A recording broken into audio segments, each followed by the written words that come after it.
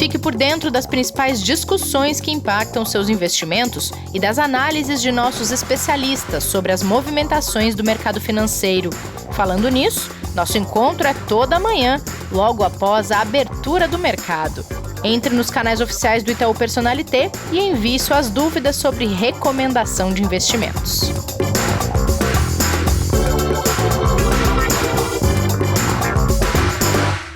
Terça-feira, 6 de abril, Investidor em Foco no ar, e hoje é dia de aula com o professor Martim e a gente vai atender pedidos de ouvintes na aula de hoje, mas antes, vamos dar aquela passada rápida pelos mercados e pelo cenário econômico?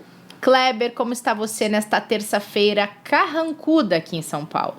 Olha, eu vou te falar que ainda bem, viu, Rê, do ponto de vista de clima, né, melhor assim do que aquele calor forte que estava fazendo, está melhorando aqui um pouquinho em São Paulo, né? Bom dia a todos os nossos ouvintes. Outono, né? É, exatamente.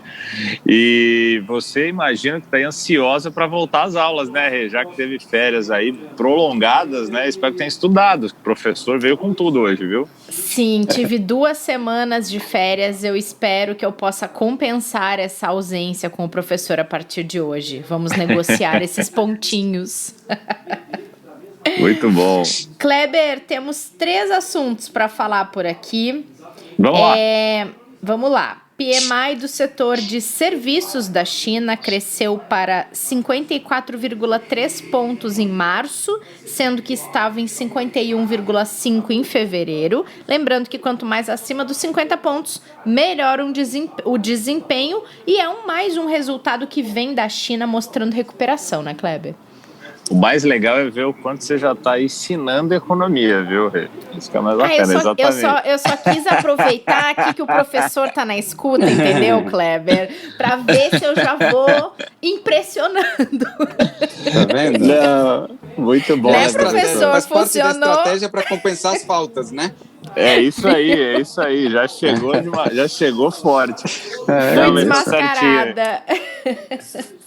O PMI, né, ou aqui para nós, né, o índice de gerente de compras é isso aí, acima dos 50 ele vai indicando expansão, né, em determinado setor ou em determinada economia, né, e no caso da China agora, ele mostra aí que a gente tem uma possibilidade realmente de enxergar aquela melhora que todos já vinham esperando em 2021, né, porque no ano passado a China veio recuperando muito forte, mas ela vinha de lado nesse começo do ano, né? Tanto na indústria quanto principalmente em serviços, né? Ainda um pouquinho atrasado, mas sempre ali avançando, né? Ou seja, mostrando que a economia poderia expandir. E foi o que veio nesse dado, né? É o melhor nível que eles chegam desde dezembro, exatamente nesse período, né? Em que a gente olha para a questão de recuperação, né, da China, o que faz também um pouco até mais de sentido em relação à economia global, né, onde a gente tem ali uma melhora, né, com as imunizações, com as vacinações, tanto na Europa quanto nos Estados Unidos e várias outras economias que vão ajudando também a China, que já estava mais acelerada nesse processo, né. O que a gente pode também colocar que foi muito importante lá para eles é que o subíndice do emprego, né, voltou a um território positivo depois que as empresas começaram a contratar mais agora nesse período, né, e voltar a recontratar trabalhadores que tinham sido dispensados. A pesquisa também acabou detalhando isso, né, e todos os resultados ficaram em linha aí com o que era esperado pelo mercado, alguns até um pouco acima. Então a gente realmente fica um pouco mais otimista em relação à economia global, porque a gente sabe o quão importante é o resultado da China para a economia de todos, né? E principalmente do Brasil, sendo que é o nosso principal parceiro aqui. Que bom. E falando em resultados, hoje também saiu um resultado a partir de confiança do consumidor da zona do euro. E como é que ele veio? Saiu sim, a gente teve ali a taxa de desemprego, né, que ficou do mesmo jeito que a gente já tinha, né, em relação a janeiro, né. Em fevereiro ela ficou em 8,3%, segundo dados de ajustes ali que a gente teve das empresas de estatística da União Europeia, né, no caso aí a Eurostat. O mercado aguardava ali que poderia chegar em 8,1%, né, mas acabou ficando ali um pouquinho acima. estima ali que você tem aproximadamente quase 13,571 milhões de desempregados ainda na zona do euro, que é um número alto, né? É um nível alto, mas pelo menos ele tendo ficado inalterado, como a gente viu na sexta-feira, o índice de desemprego dos Estados Unidos caindo, né, de 6,2% para 6%, também acaba sendo um dado positivo. E não é à toa, né, professor, que a gente vem olhando aí as bolsas refletindo esse otimismo, né? Os índices hoje, depois do feriado na Europa, vem subindo, né? A Alemanha, por exemplo, subindo quase 1%, né? O Eurostock 0,70%. E os Estados Unidos, que ainda não abriram, os futuros ali vão operando numa leve queda, mais de realização dessas últimas altas que a gente viu, né? Fortíssimas as altas, né? Pelo mundo todo, né? Ontem, dia muito forte. E esse movimento a gente já tá vendo algumas semanas lá fora, né, Kleber? Não, exatamente. E a gente vê esse reflexo por aqui também, que ontem foi uma alta muito forte aqui do mercado brasileiro, mesmo com os riscos que a gente ainda tem aqui, né, Rê? O Ibovespa subiu 1,97, recuperando parte das perdas, ou melhor, praticamente toda a perda que teve ali no primeiro dia do mês, né?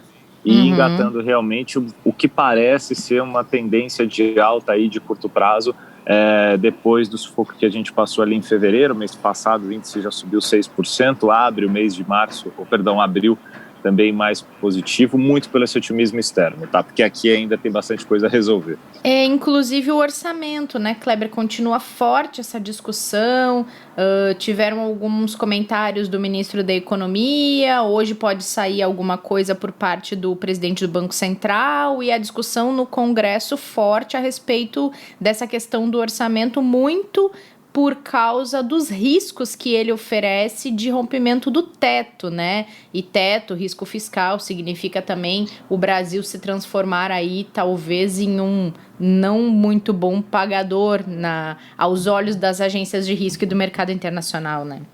Perfeito. Fazendo só assim, um retorno rápido para quem está ouvindo pela primeira vez, a questão do orçamento é que ele foi aprovado, né, pelo Congresso para ser sancionado pelo presidente da República, mas as manobras que foram colocadas dentro do projeto aprovado são manobras que preocupam o qual ele pode trazer de impacto fiscal, principalmente, né, por possíveis pedaladas, né, segundo analistas e segundo a própria equipe econômica avaliou.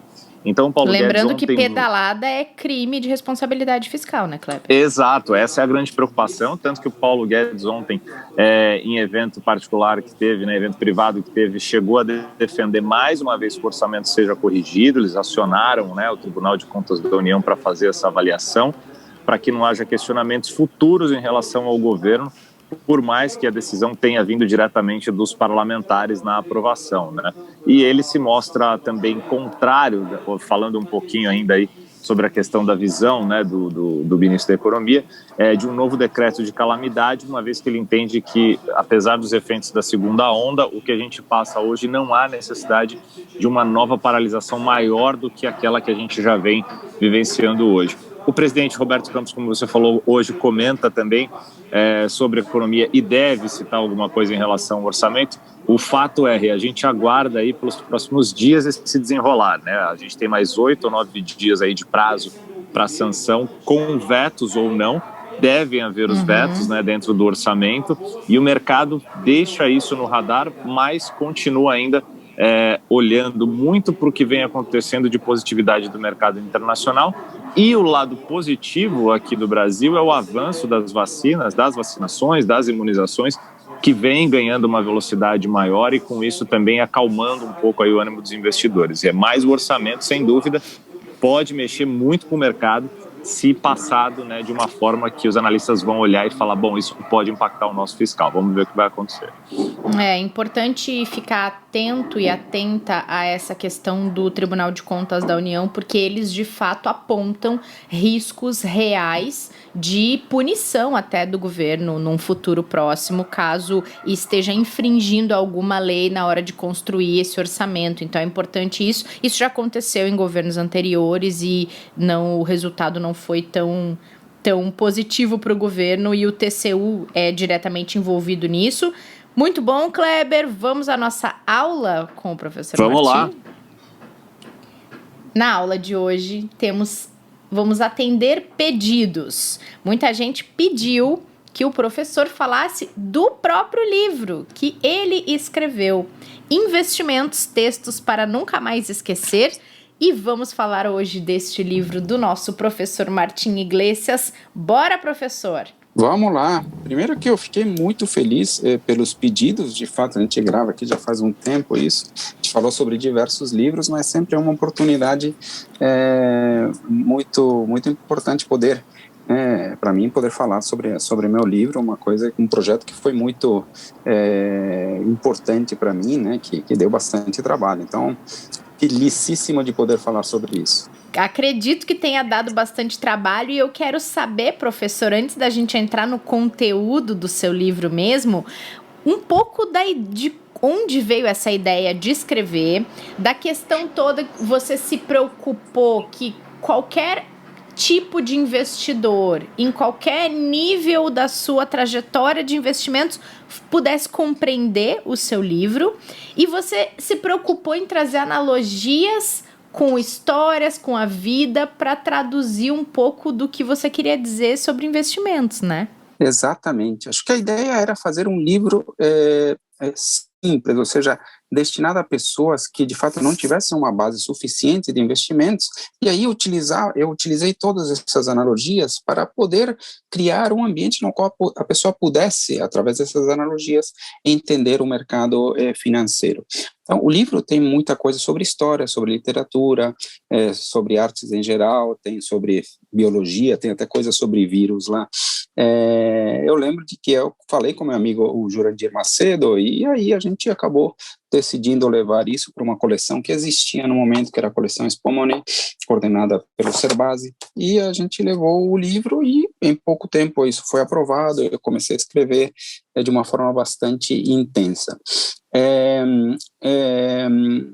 Embora o livro tivesse sido desenhado, isso que é interessante, para pessoas que tivessem pouco conhecimento, muitas dessas pessoas, de fato, sem muito conhecimento, gostaram do livro, mas sabe que os maiores elogios eu recebi de pessoas que têm muito conhecimento de mercado. Tem dois gestores de fundos quantitativos, por exemplo, que ao lerem o livro falaram, nossa, que legal a forma como você coloca esse conceito, essa ideia. Então, acabou agradando tanto pessoas que têm muito conhecimento, como pessoas que têm o primeiro contato com investimentos. O que eu queria era isso, um livro agradável de ler. Acho que essa era a grande ideia dele, né? Era um livro de finanças para ser lido, a minha ideia era que pudesse ser lido de fato na praia, né? Numa cadeira de praia, enquanto alguém está, né, embaixo de um guarda-sol. Essa era a ideia, curtindo e tal. Então, essa foi a ideia central do livro. Acho que ele cumpriu de fato aí o seu objetivo. Ele ficou com uma narrativa bastante bacana, bastante interessante, né? Ele parece um livro de crônicas, tá? Se quiser, já entra um pouco mais ou menos como é que ele está estruturado, não sei se você quer colocar mais, eu vou entrar então. Então, ele parece um livro de crônicas, né? Um livro de 15 crônicas. Ele está organizado em 3 seções, o mercado, a mente e o plano, né? Já explico o que são essas coisas, e dentro de cada uma dessas 3 seções tem 5 capítulos, que são praticamente crônicas, praticamente independentes, elas estão amarradas por uma linha condutora. Se você lê desde o início até o fim, você entende por que tem essa sequência, mas é possível ler o livro de forma independente, sabe? Eu vou ler hoje esse capítulo aqui, ele tem começo, meio e fim, se encerra ali, e aí você lê uma sessão, sabe? Então, não uma sessão, perdão, um capítulo, um dos 15 capítulos. Então, ele pode ser lido de 2 formas. De uma forma moderna, como a gente vê muitas vezes hoje conteúdo na internet, uma forma meio descontínua, ou uma forma mais contínua do início até o fim. As sessões são as seguintes: o mercado, a mente e o plano, como eu falei. No mercado, eu discuto conceitos, de fato, sobre o mercado financeiro, começando a falar aí sobre incerteza, sobre risco, sobre os prêmios de risco do mercado acionário, sobre a diversificação. Então, só para dar uma ideia dos nomes. A incerteza, o latim, e a roda da fortuna, é o capítulo 1, né? O Quinquons foi assim como surgiu o risco como conhecemos. Depois, o tesouro do Eldorado e o prêmio de risco do mercado acionário, esse é o capítulo 3. O 4 é Cervantes, ovos, futebol e a diversificação. Depois, capítulo 5, Maquiavel, fundamentos e análise gráfica. Então, sei lá, vai indo assim. Então, nesse mercado, eu trabalho esses conceitos. De alguma forma, ele é a parte um pouquinho mais conceitual, mas embora esteja permeado de frases, de analogias, de coisas desse tipo. A segunda parte, que é a mente, eu abordo basicamente finanças comportamentais. Né? Então, comportamento do investidor, os trabalhos de Kahneman e Tversky, outros trabalhos, os vieses de forma geral, né? Comportamento, então, bolhas. Né? Então, tem aqui, por exemplo, o capítulo 6, por exemplo, não vou citar todos aqui, a penny for your thoughts. Né? É uma frase bastante usada nos Estados Unidos, né? Para saber quando uma pessoa, quando você quer saber o que está passando pela cabeça de alguma pessoa, né? Então, vai por aí. Na parte depois, na terceira sessão, que é o plano, é uma parte sobre como aplicar isto nas finanças pessoais. Então, tem uma terceira parte que é planejamento financeiro, daí o nome é o plano, tá? Então, falo sobre equilíbrio, falo sobre reservas de emergência, falo sobre preparação para aposentadoria, né? Falo sobre os efeitos dos juros no longo prazo, estratégia para aplicar no mercado de ações. Então, essa última parte, ela é um pouco mais prática nesse sentido, né? Sobre conselhos para o investidor, tá? Então, a estrutura geral é essa. Eu acho que, eu diria que se tem um objetivo central nesse livro, ou alguma contribuição diferente de outras, é a linguagem. Né? A tentativa, de fato, de tornar o mundo das finanças mais acessíveis, mais interessante, mais acessível, mais interessante, tornar esse mundo, de alguma forma, mais claro para as pessoas que de fato não estão familiarizadas com esse mundo. Esse foi o grande objetivo, né? Tem algo de uma estética bonita, digamos assim, né? Ele é agradável Sim. de se ler, né? Então, acho que essa é a grande contribuição desse livro aí, Renata. E essa questão, né, professor, da linguagem acessível, ela faz toda a diferença, e não só para quem está começando, né? Mas para quem já opera, já entende um pouco do assunto. Por que ficar somente consultando conteúdos mais rebuscados e mais técnicos, se a gente pode ter acesso também a esse mesmo conteúdo de uma forma um pouco mais suave, um pouco mais próxima do nosso dia a dia, né? É isso, e acho que esse é o ponto mesmo, que muitas pessoas com grande conhecimento de mercado gostaram do livro e falaram muito bem do livro. Com certeza. Exatamente por isso, por ser um jeito diferente que essas pessoas tiveram de enxergar as mesmas coisas, né, que muitas vezes são áridas, que nem você falou, muitas vezes são muito árduas, né, mas ver de um outro jeito para muita gente de mercado foi bastante interessante. Muito bom, professor. E conta um pouquinho mais para a gente sobre os capítulos, algum capítulo ali dessa primeira sessão que você comentou, né? Legal. Como que ele foi desenvolvido, né? E acho que vale para as pessoas entenderem um pouquinho dessa dinâmica toda que você comentou agora. Não, por exemplo, o capítulo 1 da sessão 1, né? Então, o capítulo 1, basicamente, é a incerteza, o latim, a roda da fortuna, onde eu falo sobre a incerteza, né? E ele está inspirado, e a analogia central daqui é aquela música Carmina Burana, né? Obra de Karl Orff, né? Então, é uma música que é interessante, ela não sei se vocês estão acostumados a ouvi-la, mas, sei lá, uma música muito forte, muito interessante. Muito, eu adoro. Sim. Agora, ela é cantada, e ela é cantada em latim, e ela é uma homenagem à sorte, a roda da fortuna, né? Só para vocês terem uma ideia, a tradução de como que é o início dela é: ó fortuna variável como a lua, sempre cresces ou minguas, detestável, ora frustras, ora satisfazes com zombaria os desejos da mente, a pobreza e o poder dissolves como o gelo. Então é o poder do acaso, é sobre isso que ela está falando, né? A roda da fortuna, que é sobre essa parte Carmina Burana, a parte introdutória, é sobre essa roda que gira, que faz as coisas mudarem. Ora está tudo bem, depois as coisas se complicam, depois fica tudo bem, depois se complica, e de alguma forma imprevisível. E acho que o interessante é que, embora qualquer pessoa que trabalha com investimento tem ideias, tem convicções, tem teses daquilo que pode acontecer no futuro, daquilo no qual vale a pena apostar as suas fichas, é importante sempre ter em mente de que é preciso, de alguma forma, ter algum tipo de defesa ou estar preparado para o imprevisto, porque o imprevisto acontece, né, com frequência. Então, é exatamente sobre esse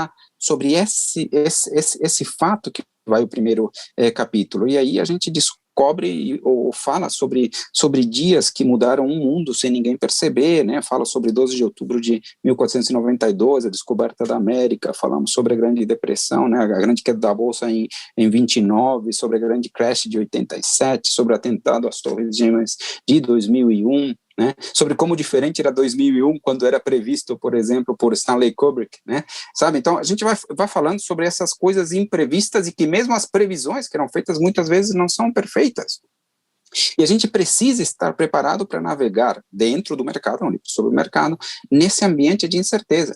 Então, a gente precisa se posicionar para se aproveitar das nossas visões, da nossa expertise de mercado, mas sempre também se protegendo. De alguma forma, não muito explícita, mas esta frase, este capítulo, ele abre o espaço para falar depois, um pouco mais para frente, sobre a diversificação, que acho que é o grande mecanismo, de fato, para navegar nesse ambiente de incerteza. Então, mais ou menos essa é a pegada do livro, tá? No geral. E, basicamente, como eu abordo aí, basicamente, toda essa que é sobre o mercado.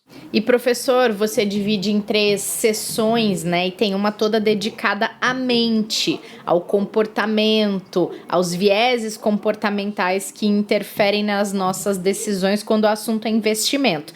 Queria pedir para você dar um spoiler de uma analogia, uma das que estão nessa sessão do livro. Tá. Aqui que eu mais gosto é o capítulo 9, a névoa da guerra, né, de como surgem as bolhas. Acho que chegamos a falar um pouquinho sobre isso. A gente falou analogia vem um pouco aqui no podcast. De um general prussiano, Karl von... falamos sim, sobre Karl von Clausewitz. Escreve um livro chamado Guerra, que tem basicamente todas as estratégias... E ele faz essa analogia, a névoa da guerra. É uma analogia até meio poética, depois tem um filme com esse título. A névoa da guerra é uma analogia sobre o campo de batalha, né, que, segundo ele, em determinado momento, numa batalha, o ar se enche de uma mistura de poeira e pólvora, e você não vê bem exatamente onde está o inimigo, às vezes até acaba virando fogo amigo, né, e é uma analogia também para quem conduz a guerra, para os generais, para os líderes dos países em guerra, que muitas vezes não sabem exatamente o que fazer, né? Essa névoa da guerra é como se fosse algo que turva a nossa mente, e aí entra a analogia sobre diversos vieses que de fato dificultam a nossa visão, tá? Então eu falo aqui sobre algumas coisas, como por exemplo a dificuldade que a gente tem de enxergar as probabilidades, né? Então eu cito um pouco os trabalhos de Kahneman sobre como a gente distorce as probabilidades dos diversos eventos, né? Falo um pouco sobre o excesso de confiança, que também turva a nossa mente na hora de tomar decisões, né? Então é isso. Quem lê esse capítulo acaba tendo algum conhecimento, talvez não tão profundo, sobre a estratégia da guerra, sobre Karl von Clausewitz, e acaba vendo como isso de fato faz sentido também dentro do mundo dos investimentos, né? Então, a mente é um pouco assim, eu falo bastante de Ulisses, né? A questão do canto da sereia está lá também escrito, né? Então, tem bastantes analogias nesse sentido, tá? Tem muito de literatura sendo citado aqui também, tá? Então, e o pessoal fala, tem bastante coisa, tem Machado de Assis sendo citado aqui também. Gosto de Machado de Assis. Muito, muito bom. Então, acaba sendo uma parte bastante interessante toda essa sessão da mente, porque aborda muito a fundo uma série de sentimentos que cada um de nós tem enquanto investidores, sabe? Que a gente vê e a gente se reconhece em certos comportamentos, em certos aspectos na hora de decidir. Professor, você falou em diversificação, acho que cabe muito com a última sessão ali, né? Que é Sim. O plano, né? É aí que a gente pode começar a falar de planejamento e o que você aborda um pouco ali no livro, fala um pouco disso, né? Sim, exatamente. O livro é sobre planejamento, né? Eu falo sobre reservas de emergência, falo sobre a preparação para para a aposentadoria, falo sobre equilíbrio, inclusive, em termos de consumo, de guardar, gastar, tem muito sobre isto, e tem algumas estratégias, aqui eu posso falar do capítulo 15, é o último, né? É engraçado porque no capítulo 15 eu volto a falar Carl von Clausewitz, e me lembrou que você estava falando de estratégias, de já entrar com tudo nesse podcast, Renata, quando você falou uma estratégia para reduzir as faltas, porque o Carl von Clausewitz, ele define estratégia de um jeito muito interessante. Ele diz que estratégia é uma economia de forças. Olha que interessante, né? Quem tem uma boa estratégia, no fim das contas... Claro, uma economia de esforço, de força. Sim, sim. Quando você tem uma boa estratégia, você acaba conseguindo otimizar os seus esforços na direção de cumprir um objetivo. Sem estratégia, você tem muito ruído, você tem muita dissipação, gasta muito mais esforço energia inútil. à toa, Exatamente, né? E aqui, esse capítulo 15, ele é sobre a estratégia de aplicações periódicas no mercado de ações, a estratégia do devagar e sempre.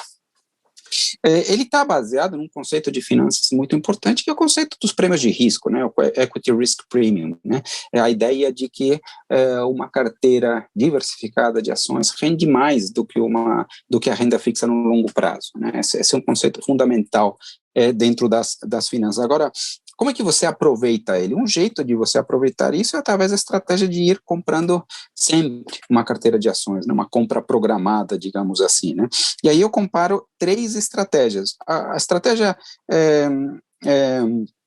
número 1, né, que é a estratégia de você fazer uma compra no índice Bovespa, foi o meu estudo, e uma venda 10 anos depois, e ver todas as possibilidades mensais de ter feito isto. Tá? E aqui no livro, na época em que ele foi feito, eu chego à conclusão de que isso dá uma rentabilidade de 10% ao ano em dólar. Tá? Depois tem uma estratégia de comprar espalhado ao longo do tempo, durante 10 anos, ir comprando, montando uma carteira e fazer uma venda no fim do período. E depois, uma estratégia que é ir comprando durante 10 anos e vender depois, espalhado ao longo do tempo durante 5 anos. Interessante é que essas estratégias, elas acabam gerando resultados diferentes e principalmente níveis de riscos diferentes.